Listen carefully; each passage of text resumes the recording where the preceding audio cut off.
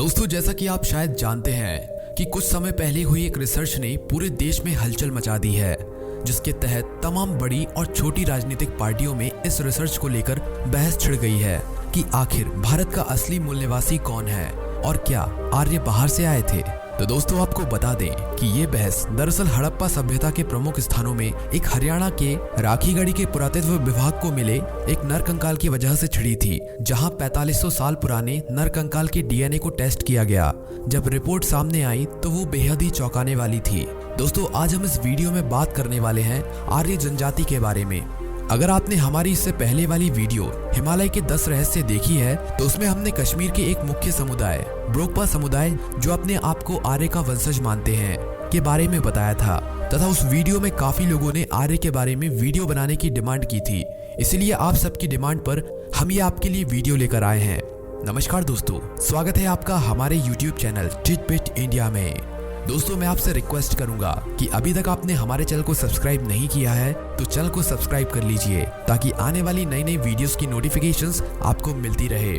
दोस्तों, जब राखीगढ़ी में मिले नरकंकाल डीएनए का परीक्षण किया गया तो उसमें पाया गया कि उस कंकाल के डीएनए में R1A1 जीन नहीं मिला। इसका मतलब ये है इसमें आर्य जीन नहीं पाया गया। इस रिसर्च के चलते भारत के मूल निवासियों के इतिहास पर बड़ा सवाल खड़ा हो गया। दोस्तों, यही नहीं बल्कि इस रिसर्च के परिणाम सामने आने के बाद आर्य और द्रविड़ के बीच अच्छी खासी बहस छिड़ गई कि पहला भारतीय कौन था और यहाँ के मूल निवासी कौन थे जो बाहर से आए और किसने यहाँ आक्रमण किया और यहीं बस गए। सवाल उठने लगा है कि कौन विदेशी थे, कौन स्वदेशी। दरअसल ये सवाल तब उठा जब हरियाणा के राखीगढ़ी में जमीन खोदने पर करीब 4500 साल पुराने अवशेष मिले। पुणे के Deccan college of archaeology के प्रोफेसर वसंत शिंदे की निगरानी में एक टीम ने 2015 में राखीगढ़ी के मिट्टी के टीलों की खुदाई की, जहां राखीगढ़ी और इसके आसपास करीब 900 एकड़ के दायरे में 7 जिले मिले। जब इनके डीएनए सैंपल को लखनऊ के Birbal Sahni institute of palaeobotany के जेनेटिस्ट नीरज राय ने स्टडी की तो सामने आया कि राखीगढ़ी में मिले कंकाल से R1A1 जीन, यानी जिसे आरिजन कहते हैं, नहीं मिला, जिसने पूरी दुनिया का ध्यान अपनी ओर खींच लिया। अब बात करते हैं आखिर पुरातत्व विभाग को राखीगढ़ी के बारे में कैसे पता चला, जो और भी आपको रोमांच से भर देगा। दोस्तों, बताते हैं कि जानवर चराने के लिए जब चरवाहे राखीगढ़ी के टीलों पर पहुंचे तो उन्हें कुछ ऐसा मिला जिनसे साबित होता है कि वहां काफी साल पहले कोई विकसित सभ्यता थी। हालांकि अब वो नष्ट हो चुकी है। जानकारी मिलते ही इन टीलों की खुदाई की गई, जिनमें प्राचीन सभ्यता यानी हड़प्पा सभ्यता की कई अवशेष मिले। खोजकर्ताओं को यहाँ 5 विधियां मिली, साथ ही एक ऐसी जगह भी मिली जहाँ शायद बलि दी जाती थी। इस दौरान कब्रिस्तान और उसमें कुछ नरकंकाल भी मिले, जिनमें से 3 महिलाओं के थे। इन शवों के पास कुछ बर्तन नुमा चीजें भी मिली, जिन्हें देखकर अंदाजा लगाया गया कि इन बर्तनों में शायद खाने की चीज रखी होंगी।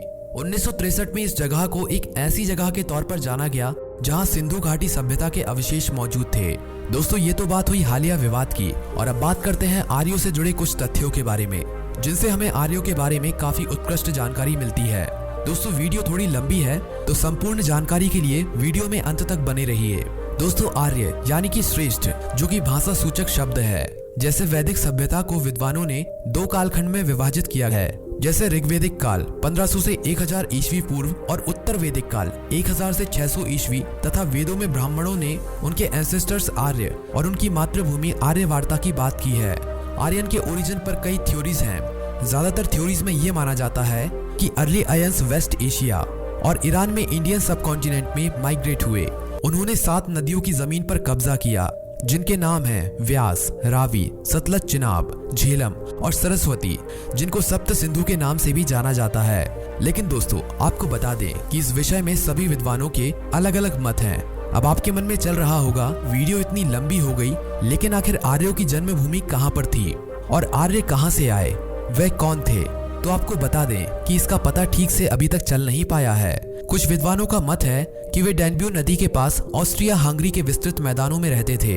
डॉक्टर अविनाश चंद्र दास और डॉक्टर संपूर्णानंद के अनुसार आर्य सप्त सैंधव प्रदेश यानी कि भारतवर्ष के उत्तर पश्चिमी भाग से आए थे। इसे आर्यों का आदि देश कहा गया।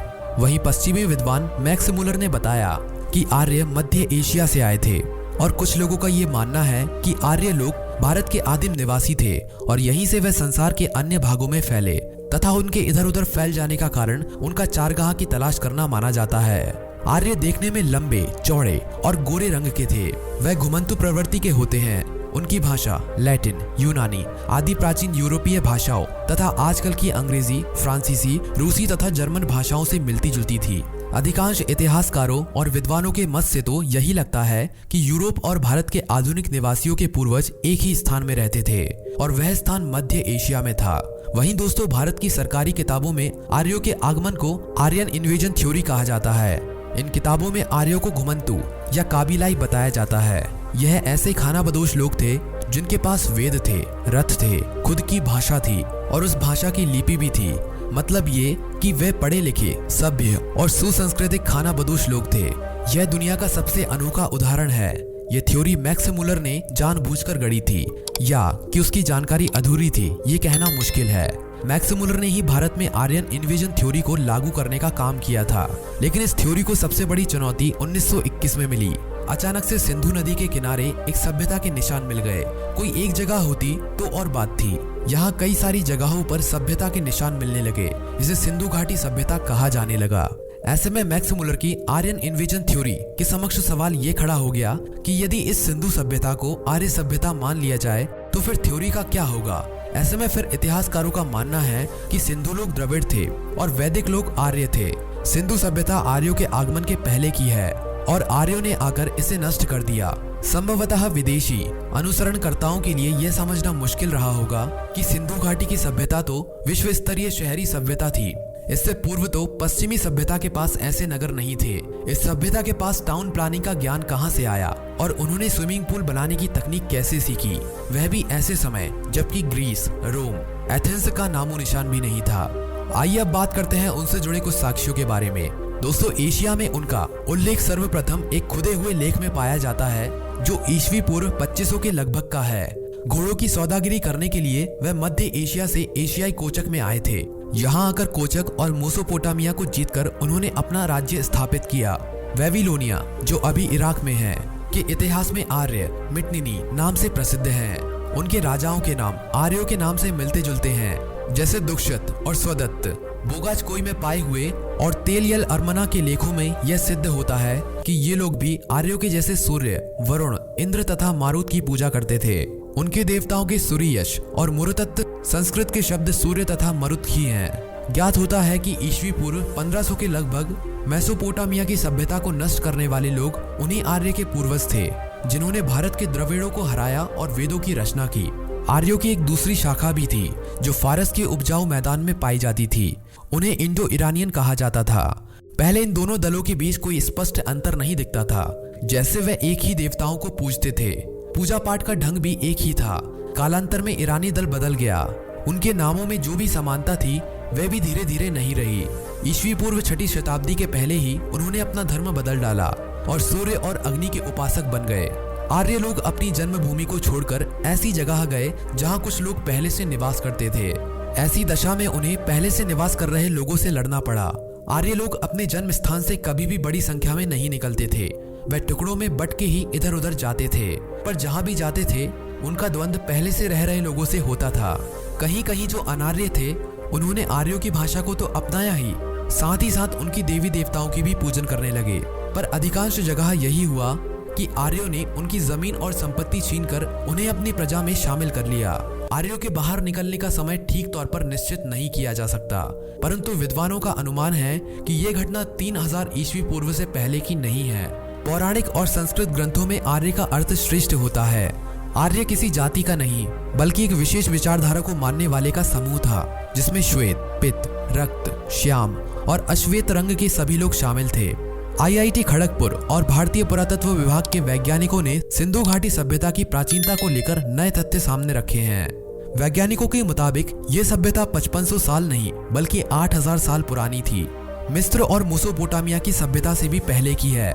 मिस्र की सभ्यता 7000 ईस्वी पूर्व से 3000 ईस्वी पूर्व तक रहने के प्रमाण मिलते हैं, जबकि मेसोपोटामिया की सभ्यता 6500 ईस्वी पूर्व से 3100 ईस्वी पूर्व तक अस्तित्व में थी। शोधकर्ता ने इसके अलावा हड़प्पा सभ्यता से 10,000 पूर्व वर्ष की सभ्यता के प्रमाण भी खोज निकाले हैं। वैज्ञानिकों का ये शोध प्रतिष्ठित रिसर्च पत्रिका नेचर ने प्रकाशित किया है।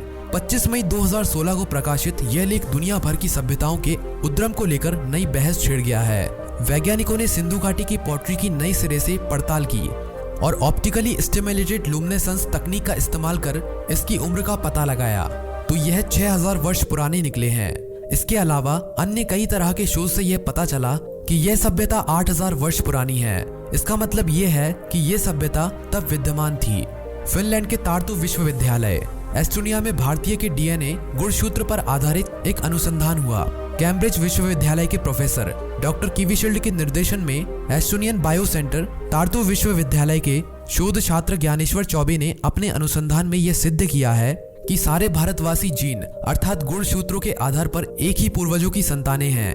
आर्य और द्रविड़ का कोई भेद गुणसूत्रों के आधार पर नहीं मिलता है। और तो और जो अनुवांशिक गुणसूत्र भारतवासियों में पाए गए हैं वह डीएनए गुणसूत्र दुनिया के किसी अन्य देश में नहीं पाए गए। तो दोस्तों ये थे आर्यों से जुड़े कुछ तथ्य जो आज भी मतभेद बने हुए हैं। और अगर दोस्तों अंग्रेज पुरातत्वविदियों की माने तो आर्य आउटसाइडर थे, लेकिन अगर हम अपने वेदों का अध्ययन करें तो उसमें यही साबित होता है कि आर्य ही हमारे पूर्वज थे। तो दोस्तों आपकी इसमें क्या राय है, हमें कमेंट बॉक्स में जरूर बताएं। और चैनल को अगर अभी तक सब्सक्राइब नहीं किया है तो चैनल को सब्सक्राइब कर लीजिए। धन्यवाद।